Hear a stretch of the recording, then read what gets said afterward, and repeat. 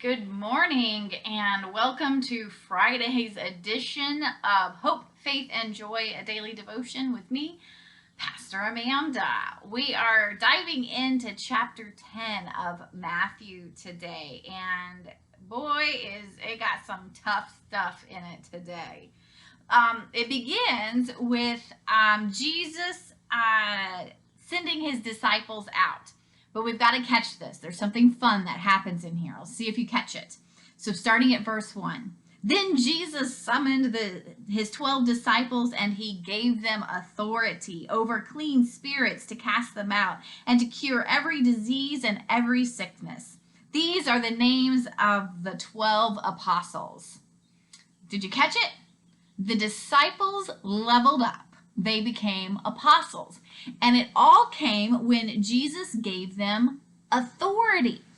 Now, I think this is really important for us to realize is that we can't be lifelong learners our whole life. Now, I'd love to be, but we have to put what we've learned into action. And that's what Jesus is doing. He says to his disciples, I've taught you so much. So now I'm going to give you some authority to go and practice it. So now you're apostles. So you're learners and you are doers. Now, he warns them in just a little bit that doesn't mean that they're above him all of a sudden. They are just similar to him, and they have to be careful to kind of know their place. But we'll talk about that in just a minute. And so as he is informing them, it's time for them to go practice. He gives them instructions. And here's some of the things that he says to them. In verse 5, these 12 Jesus sent out with the following instructions. Go nowhere among the Gentiles and enter no town of the Samaritans, but go rather to the lost sheep of the house of Israel. As you go, proclaim the good news. The kingdom of heaven has come near. And then he lists out what they can do, what they can bring with them, what they should accept, what they should expect, and all sorts of stuff. And so, but first, before I get too deep into that, it's important to notice that Jesus says don't go out to the Gentiles or Samaritans.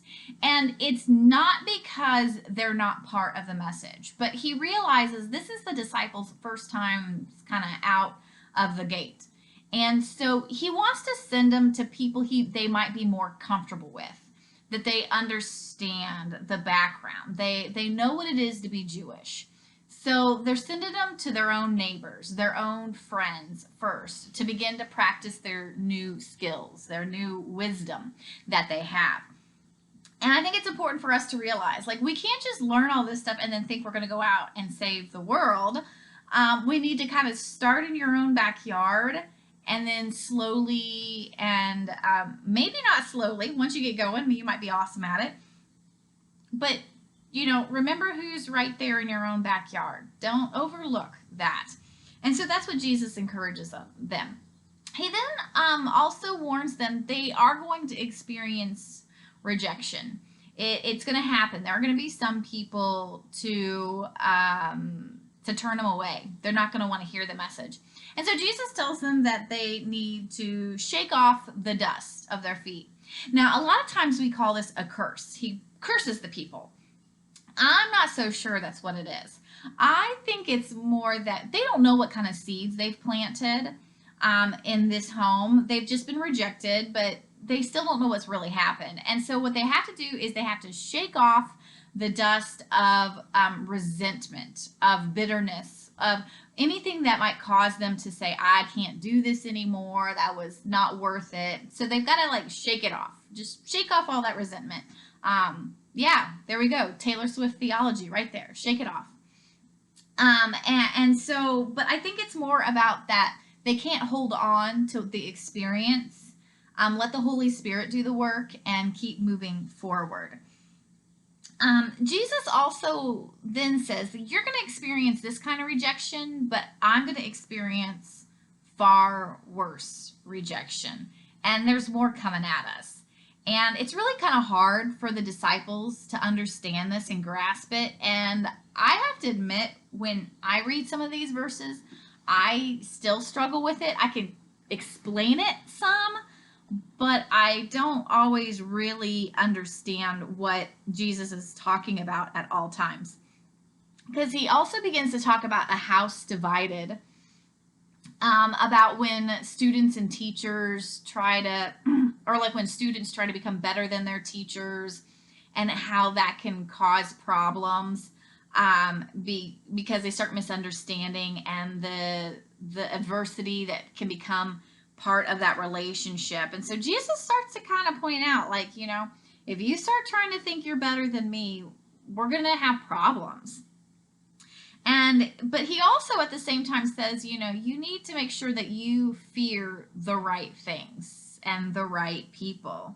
And like Jesus says, what I say to you in the dark, tell in the light. So during the time, there's a lot of people who are like, this is information you can't share with anybody else. This is secret information.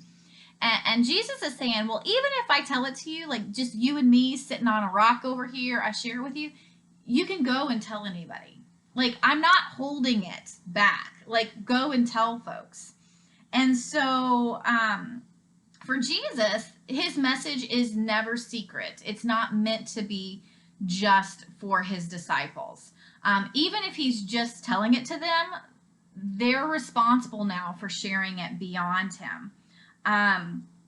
He says in verse 32, everyone therefore who acknowledges me before others, I will also acknowledge before my Father in heaven. But whoever denies me before others, I will also deny before my Father in heaven. So, of course, there's again that sometimes, we're trying to fit in the crowd. We're trying to, just make life easier by not saying we're a Christian. And today, I think it comes back at us. In today's society, there are times where you feel really like an outsider, but it's worth the persecution and the humility or humiliation. You have to show humility, but the humiliation you might experience if people don't love Jesus the way you do. And so you're going to have to be prepared to experience that. One of the hardest things that Jesus teaches in this chapter is that he says he's not here to bring peace, but the sword. And what he's talking about in here is that he understands that his message is going to divide families.